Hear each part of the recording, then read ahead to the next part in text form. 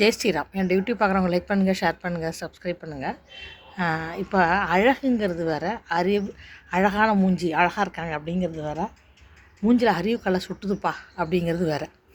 இப்போ நம்ம சினிமா ஆக்ட்ரஸ்லாம் பார்க்குறோம். இப்போ ஸ்ரீதேவி, மாதுரி தீட்சித் அதெல்லாம் பார்த்தா எவ்வளோ அழகாக இருக்கிறாங்க.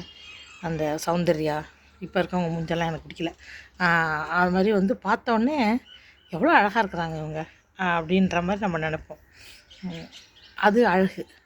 அறிவு சில பேரை பார்த்தா மூஞ்சை பார்த்தோன்னே அப்பா அறிவு கலை சுட்டுதுப்பா அப்படிம்போம். அது பார்த்திங்கன்னா அந்த ரங்கராஜன் நரசிம்மன், அப்புறம் வந்து துஷ்யந்த் ஸ்ரீதர், வேறு வாயில் நுழைய மாட்டாங்க. இவங்க மூஞ்செல்லாம் பார்க்கும்போது இப்படியே அறிவு கலையாக இருக்க மாதிரி இருக்கும். அதுவும் பிராமின்ஸ்லாம் ரொம்ப ஒத்துமையாக கூட இருப்பாங்க. சண்டை ரொம்ப போட்டுக்க மாட்டாங்க. வீட்லேயும் நடக்காது, வெளியிலையும் அவங்க ரொம்ப ஜாதி பற்றோட ஒற்றுமையாக தான் இருப்பாங்க. இதில் வந்து பாலிட்டிக்ஸில் 2 பேரும் சண்டை போடுறாங்கன்னு வச்சிங்களேன், காரணம் இருந்தாலும் இல்லாட்டியும் அகெயின்ஸ்ட் பார்ட்டியில் வந்தால் நம்ம பேசி தான் ஆகணுங்கிற மாதிரி பேசுவாங்க. எந்த பார்ட்டியாக இருந்தாலும் இன்னும் அகெயின்ஸ்ட் பார்ட்டியை பேசிக்கிட்டு தான் இருப்பாங்க. அது ஒரு பெரிய ஆச்சரியப்படுறதுக்கு ஒன்றும் இல்லை. இவங்க வந்து ஒருத்தரை தூட்டுறதுனால ஒரு நய பைசா பிரயோஜனம் இல்லைங்கிறது வேறு விஷயம்.